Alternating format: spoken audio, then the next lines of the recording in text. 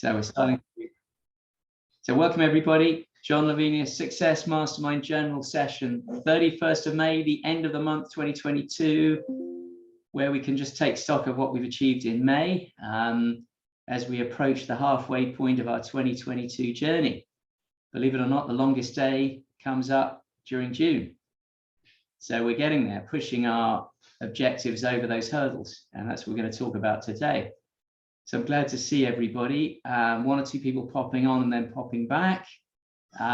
Housekeeping wise, yeah, I think there's no other session tonight. We haven't got another session booked.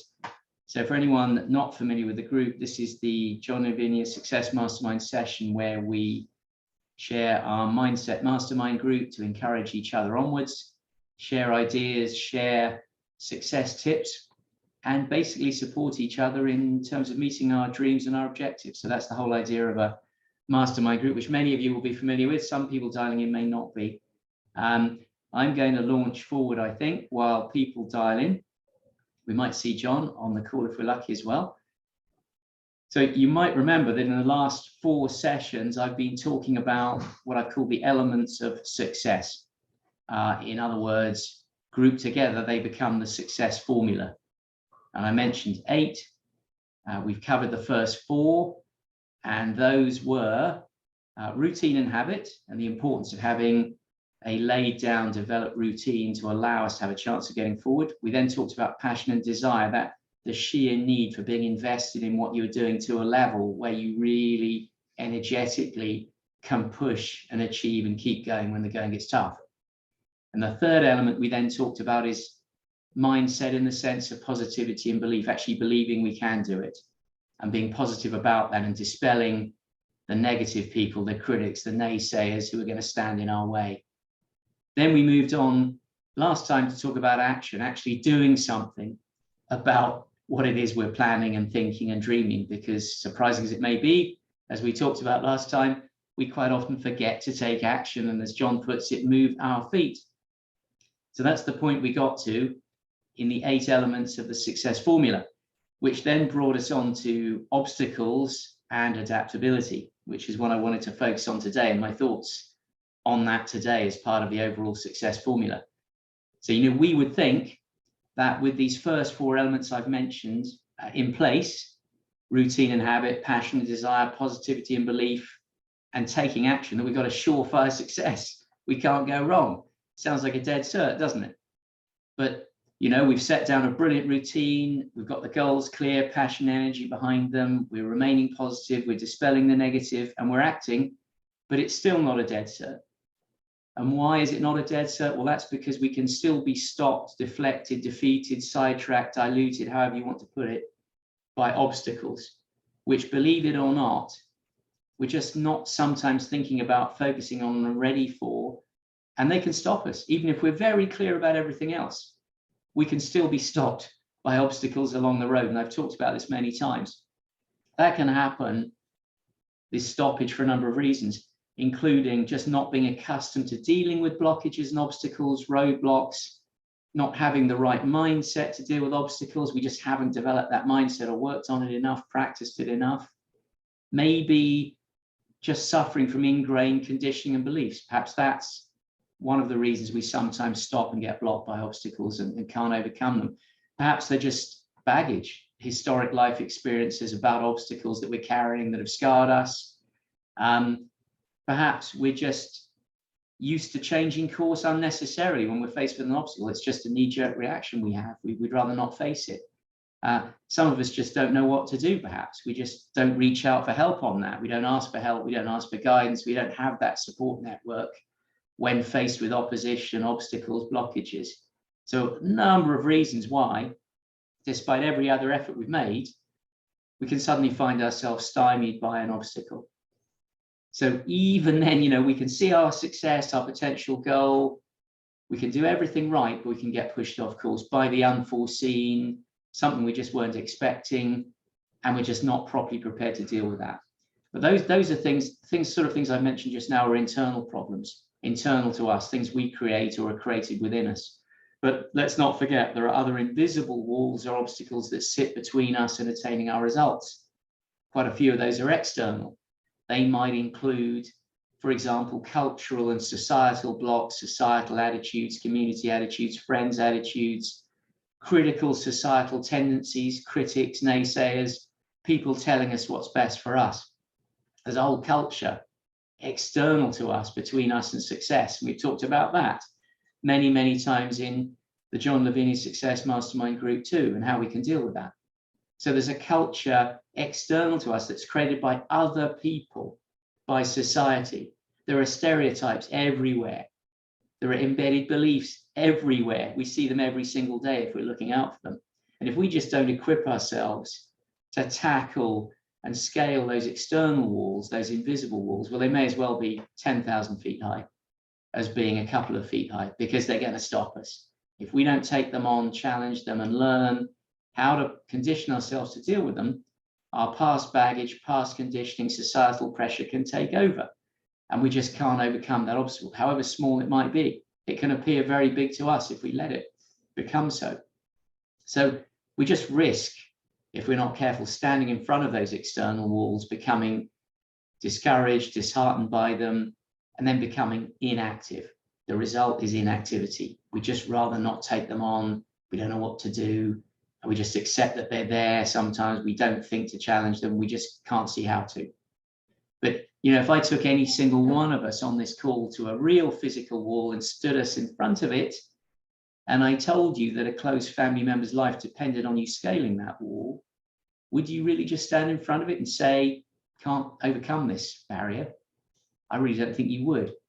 When faced with those kind of choices, all of us dig deep, we find that resilience, and we get around those walls. So when we're really faced with a challenge that's clear and physical and in front of us that we can see, we do something about it on the whole. So why would we react differently to the invisible external walls, society and cultural walls that we can't see but that block our way very effectively and stand between us and those goals we've talked about, that we dream so much about? And why would we react differently as regards the internal walls I mentioned at the outset that we create for ourselves and within ourselves? Why would we stand in front of them and do nothing and be inactive and just say, okay, family member's life depends on me getting over this wall, but I can't do anything? We just wouldn't do that. So why does this happen? We need to learn to see a wall or an obstacle and immediately look to see where it ends, challenge it, look at the end of it, look at where its weak points are, how we can overcome it, whether it's a real obstacle at all or just a distraction from our chosen path. And that's going to bring me on to mindset. And we're going to talk about a bit more about this in a minute, but mindset. This requires a conscious development and practice of the right skills and the right mindset for just dealing with obstacles, because these are big things that can totally stop us in our tracks. We have to practice dealing with them. That requires training and a change in our own mindset. It's all perception quite often. We need to carry with us the right mental ropes, the right mental ladders to scale those walls. Because for sure, I guarantee you, they will be there and they will confront you at some stages on your journey. And as you get to more difficult stages of the journey, they could be tougher. So we have to carry the ropes and the ladders to get over them.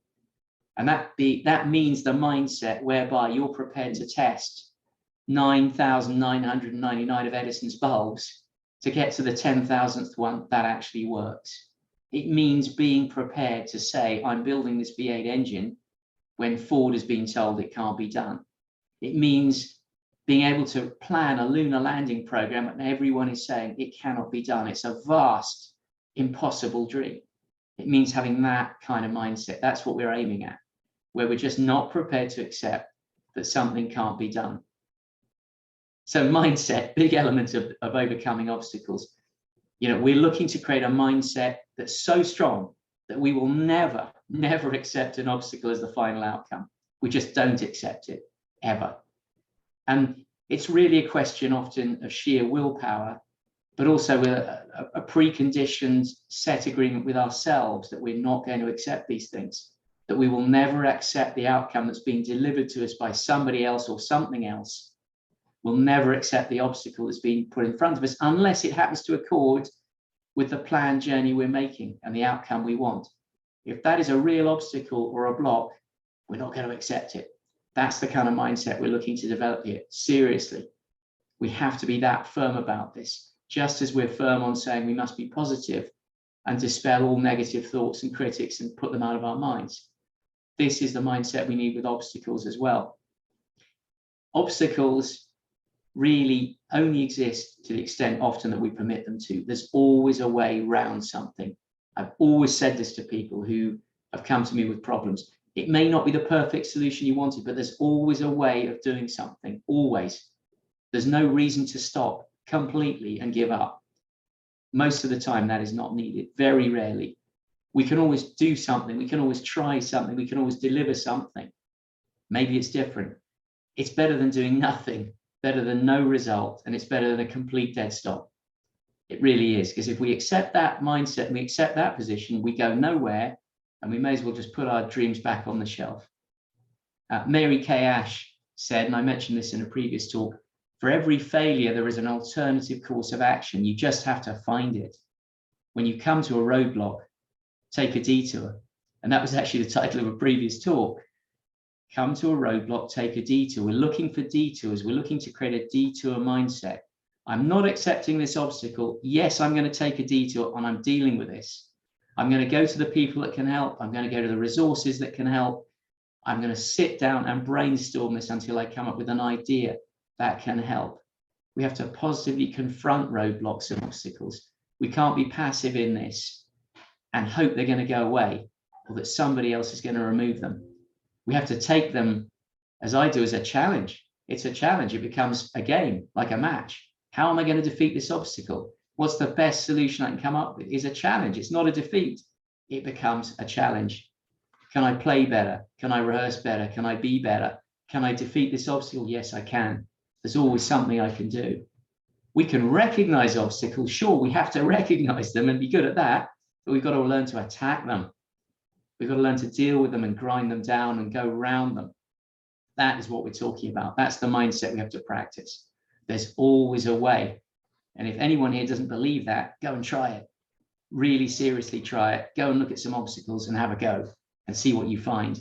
Because if we were all prepared to adopt this kind of mindset, solution-based thinking mindsets, the world would be a very, very different place to the one it is now. And I really believe that. But equally, don't expect a straight road with no roadworks, no corners, etc. That ain't going to happen either. We expect detours, we expect corners, we expect obstacles in the road. When we're out driving, do we panic when we come to a corner? Or do we just drive around it? Do we turn back? What do we do? No, we go around it. When we're out driving, detours are immensely annoying. We get worked out, we get stressed out, we're going to be late. But we keep going. Do we turn back? We don't turn back. We want to get the journey finished, so we have to go with it. We don't just turn back. So we're all used to this kind of thinking. That somehow, when we're planning projects and dreams and goals, we think differently, or we can risk thinking differently. We wouldn't dream of doing that in the physical world. So we can translate this physical world across to our mental picture. We really can. We have to remind ourselves as well when we're doing this to keep things in perspective. How big an obstacle really is this? Let's just take each corner in the road one step at a time, one corner at a time. Let's assess it for what it is. Let's weigh it up. Let's prepare for it and take the corner. Let's do it. Let's make that just a routine thing that we do. Something baked into our mindset, not a big issue, big challenge. My gosh, there's an obstacle. We can, if we're not careful, allow these obstacles to inflate themselves into mountains and be very discouraging if we're prepared to let them do that. And that, if that's happening, we have to consider why that's happening. That might be rooted more in what you've taken on and the fact you're not quite ready, don't feel committed. There could be another reason why something becomes a mountain rather than a molehill. So that's always a clue to look at too. But we've got to consider the external roadblocks, obviously, and walls that I mentioned earlier, the invisible societal, cultural walls, stereotypical walls that are placed around us. Yes, we've got to be aware of those. And they can be very hard to overcome on our own. So reach out. Sometimes we need inspiration from people. We need support from people. We need a network to help us get over this cultural problem we're suffering from, this stereotypical block someone's putting in our way. We need networks of people, particularly if they're people that have already overcome those roadblocks, that can directly inspire us to do that. We don't need to fight society and communities and stereotypes on our own. We can create allies There are lots of allies out there, like-minded people, people that have done it. So we don't have to accept that nobody like me has succeeded at this before. We don't have to accept that. That kind of societal external obstacle. It's not necessary to accept that. People that came before us were the first ones that broke down those obstacles. It has been done before. There aren't many that haven't been tackled by somebody. So let's put ourselves in the right room and put ourselves in the right room with the right people. We need support and networks, which is partly what this group is about and mastermind groups are about. So mindset also, let's not, and we've talked about this before as well, let's not trip over obstacles that are already behind us. That's an unattributed quote we've mentioned many, many times, and it's a great quote because it really visually gives me that image of looking over my shoulder too much. Another person, Michael Macmillan, said, you cannot start the next chapter of your life if you keep reading the last one. We're in danger always of looking over our shoulder and looking what we didn't do, looking at what we got wrong rather than looking forward, using that experience, but looking forward and looking over the obstacle. We can't just let past failures weigh us down. We can't let them stop us overcoming the obstacles to come. It's a learning experience, sure, but we can't keep looking backwards. We can't keep dragging these past bits of baggage and obstacles that we didn't have a great time with, like a sack of rocks, dragging down the road behind us, weighing ourselves down on this road to success. We can't do that to ourselves. And we're not going to overcome many obstacles if we just keep focusing on what we haven't done. That's a sure way to demoralize ourselves, make the whole obstacle look bigger and more problematic. We've got to be more in the mindset of asking ourselves what we've already achieved. What have we already overcome? What have we already done? And how did we do it? That's more the mindset that will help overcome future obstacles, not looking back saying, gosh, that went wrong. I got it wrong. We've got to use that as a positive generator of positive forward motion.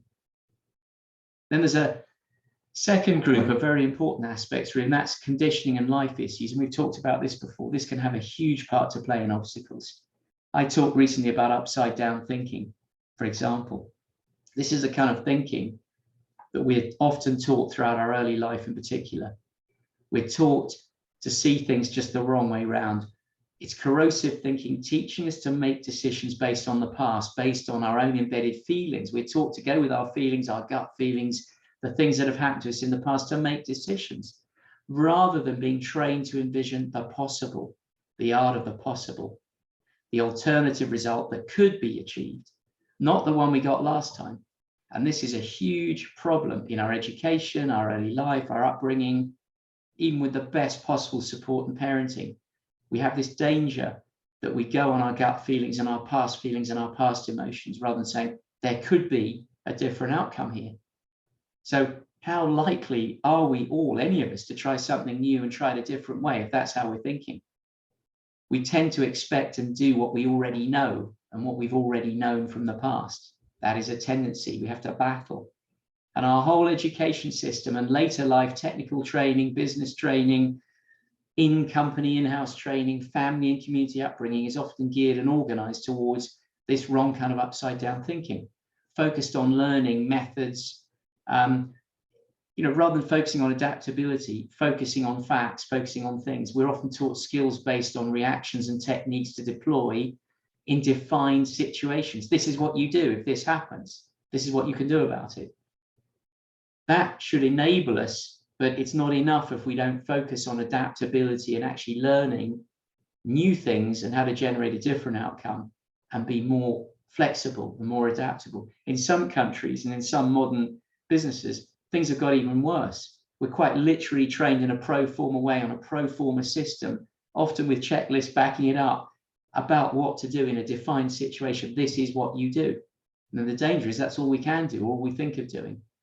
We're taught masses of facts, dates, events at school, whatever they are, standard business situations, standard role plays. And if we're not careful, we become hidebound and we can't break out of that and become adaptable.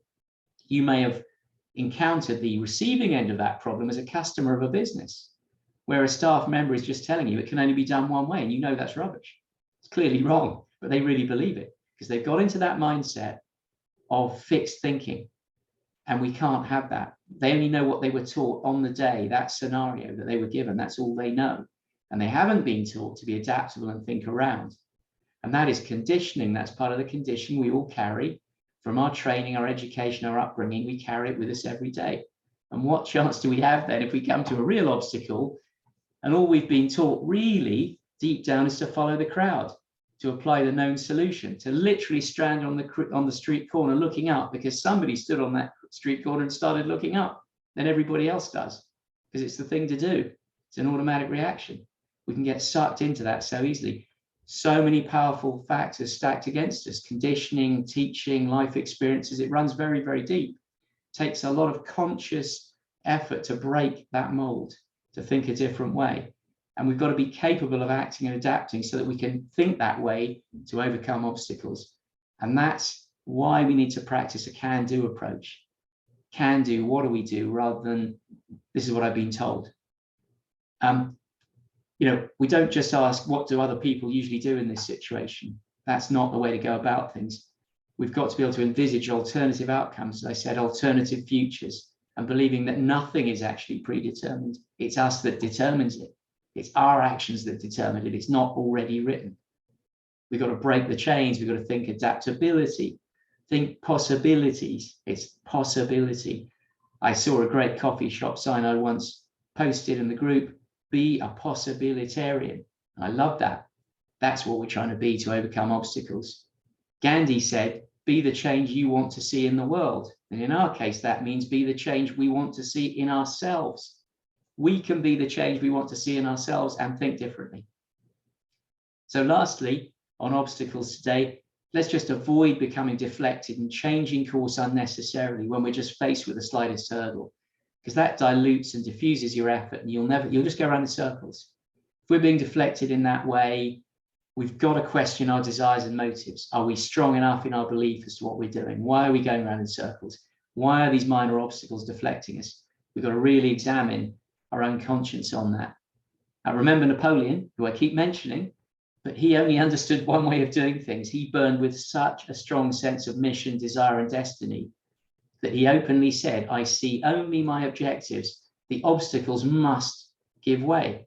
They just did not exist for him. As far as he was concerned, there were no obstacles. And sure, we can learn from that in terms of developing and practicing our mindset for overcoming obstacles. So in conclusion, before opening up the floor, because I'd love to hear from all of you, we've really got, in my mind, to sum it up, learn to look in the rearview mirror, but to keep looking at the road ahead. So back to the driving analogies. Look in the rearview mirror, sure, but we're actually looking at the road ahead. We're not stuck on the rearview mirror, because if we are, we're going to run straight into an obstacle head on. And remember that the obstacles ahead are actually in our minds, and our minds can be programmed to avoid most of them. So don't build up and don't accept walls. Be adaptable, be a possibilitarian, and learn to build bridges towards or to objectives, not to build walls. It's so easy to build walls and shelter behind them. That's not what we're aiming at in the success formula for getting to our dream. So those were my thoughts today. Hopefully that was of some use to somebody. I'd love to open the floor for anyone who has any thoughts on overcoming obstacles, adaptability, being a possibilitarian, and how you tackle it, your own experience. Ingrid, great to see you. Hi there. Hi. Well, I picked a good day to hop on. Thank you, Adrian. This was exactly what I needed to kick my butt again. I was feeling sorry for myself because yesterday I got turned down on a house offer that I made with supposed friends of 15 years. I offered them their asking price plus more, plus other things.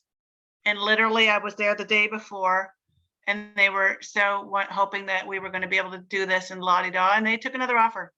So I hate them and that's fine. I'm not going to play. Supposedly now I'm in second place or something if the first person doesn't want it. I don't even want the place. I feel it's tainted with their horribleness. And so thank you, because I'll find something else with people that I'm actually a little bit more aligned with. And Yeah, I just needed that kick in the butt. Thank you very much. Ingrid, that's great. That's happened to me many, many times. It always starts to happen as a sign that the market's overheating. People get so confident and overconfident, they throw their morals and their behavior to the wind and take the highest offer. And you get gazumped, as we call it in the UK. It's happened to me so many times, but it probably meant the place wasn't for you. And there's a better way, better place, and you're going to find it for sure. Thank you. It just happens all the time. It's a fact of life. Like you, I don't want to deal with people like that. When they've done that, I don't want. That's it. It's off my purchase list. Oh yeah, like my agent called me today and said, "So are we going with the second up?" I said, "No, we're refusing." She said, "Really? Don't. It's the place. Don't let the people influence you." I went, "No, you don't understand me. I came in with the best offer. I can't offer more. I offered more than they freaking well wanted. Yeah. I was going to keep their stupid horse until it dies. It's like 30 years old. Everything, and we've known each other for 15 years. I can't, like, the place now it's not neutral to me.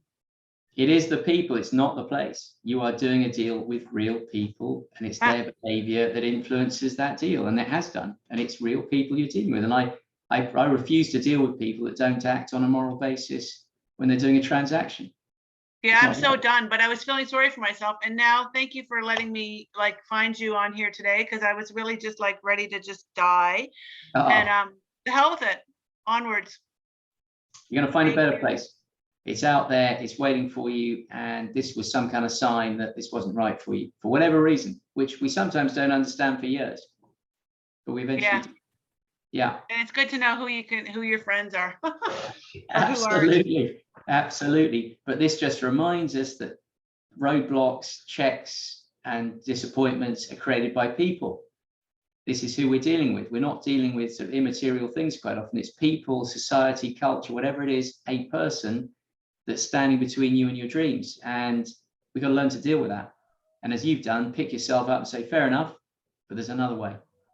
Because we can take it personally. All that then does is get us into a real fluster because we start getting upset. Then we start getting depressed because we're upset. Then we get annoyed. And meantime, we've got nowhere towards our actual goal. So it's learning to just take it on the chin and say, okay, it's not even worth worrying about. Why am I worrying about this? It was a temporary block. I'm going to go for it. But it's actually hard to think about that. The automatic knee-jerk reaction is to escalate your emotions, get engaged, get angry, very negative, counterproductive. Yeah, I've done that. Yeah, counterproductive. And it doesn't break the obstacle down at all. It doesn't get us one step nearer our goal. So many times I've experienced that. So absolutely great. Good on you, Ingrid. Great encouragement, inspiration for everybody to hear that. So anyone else today with thoughts on overcoming obstacles, building the right mindset? Missy, great to see you. Hang on, we're just changing our light in our studio here. Are you on mute there, Missy? You're on mute. I'm so sorry. The long guy was coming a million miles an hour. No, I really am grateful for that analogy with you had to get through a physical wall and your family's life depended on it. That's very powerful. I really appreciate that. And Ingrid, don't worry. So much better is coming for you. And I've come to realize that there are really only two forces in the world. And the imagination, where we live, get our ideas, make things, thoughts turn into things, and the persistence to see the creation through. And you can't have just one without the other. If you're persistent, what are you persistent at? Doing the same old thing every day? Or are you persistent at the realization of a worthy ideal? And your dreams, your goals, you have to have both, and nothing can defeat them. If you persist in your imagination and you persist in your persistence, nothing can defeat you. And Ingrid, you're allowed to have a human moment when crappy people do crappy things. So I've had a couple of people in my life this year that my whole life, they're gone. So it hurts, but you know what? Forgive and move on.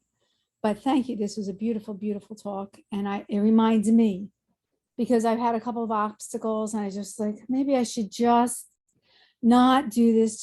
Just give. No.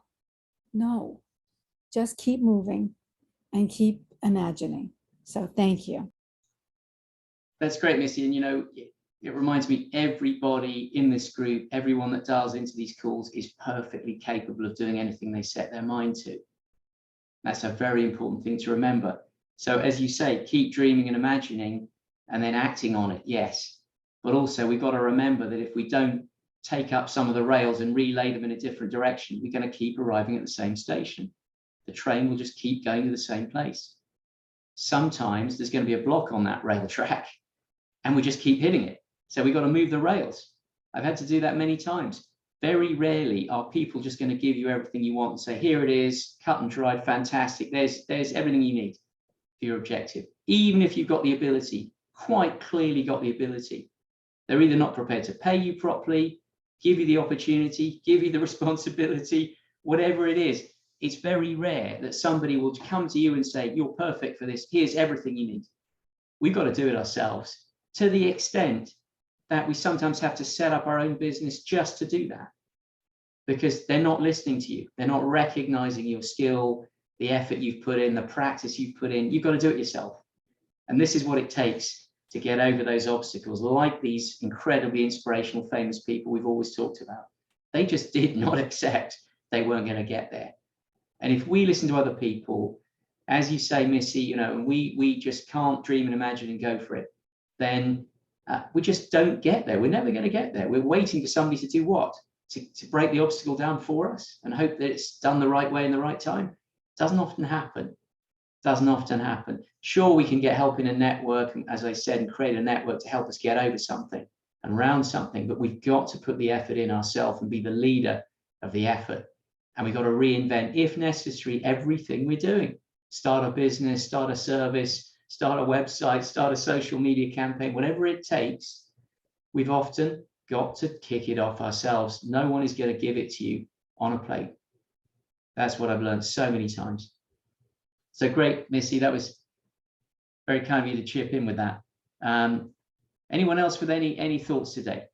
This is the fifth element of the success formula: obstacles and adaptability, and being a possibilitarian and believing that it can be done, that there's always a different outcome. It's learning to believe that there's always a different outcome. We don't have to accept the stated outcome, the traditional outcome, the baked in outcome.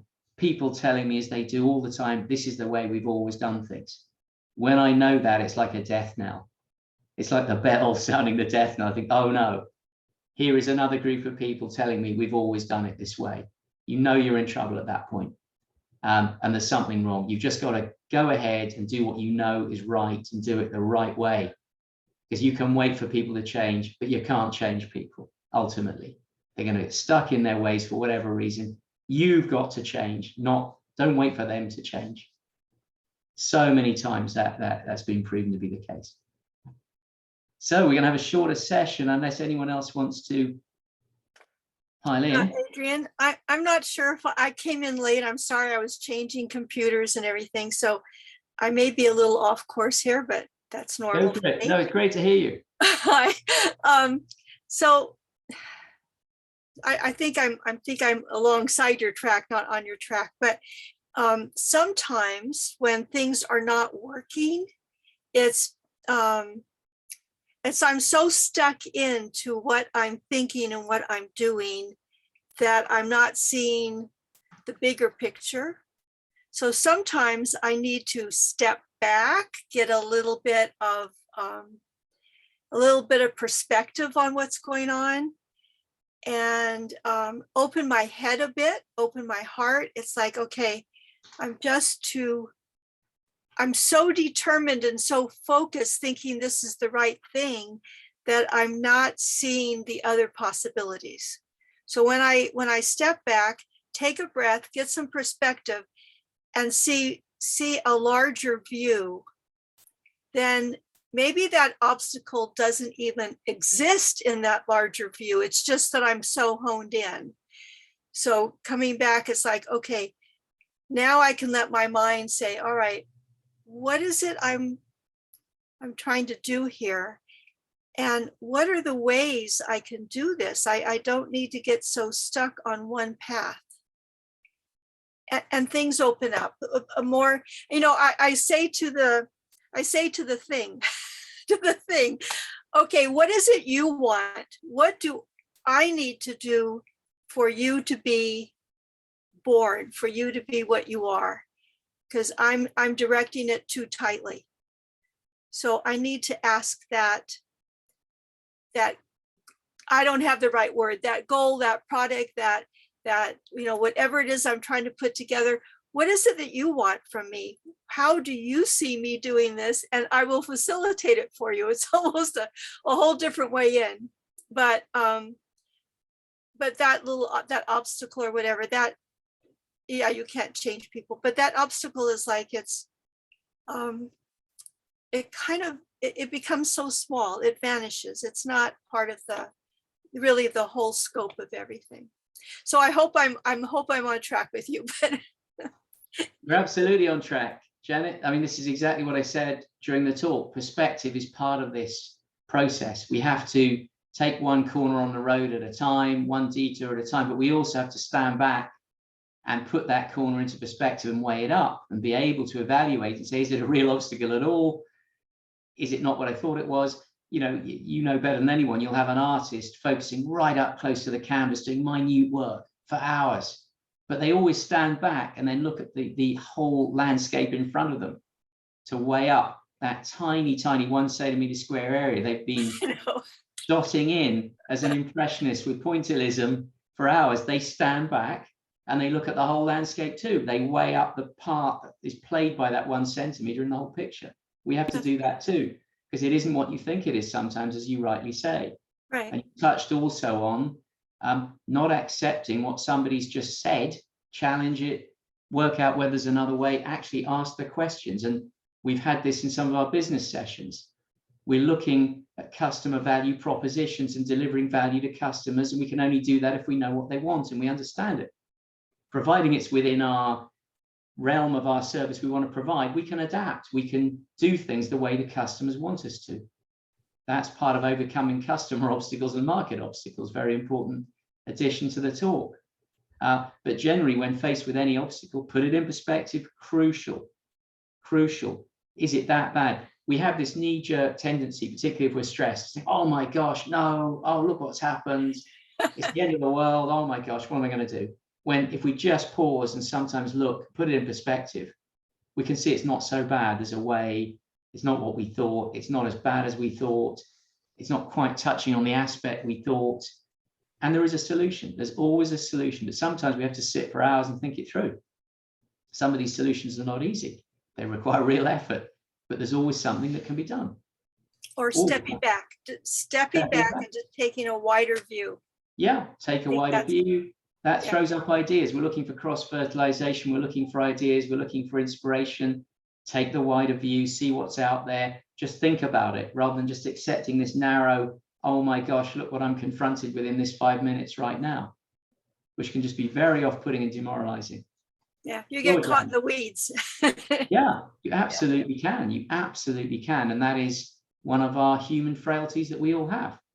We can get bogged down in the detail on the day, particularly if we're under stress, running from pillar to post, trying to tackle everything. Then something happens and we just completely locked onto it and get bogged down and stuck in the weeds, lost in the weeds, as you say.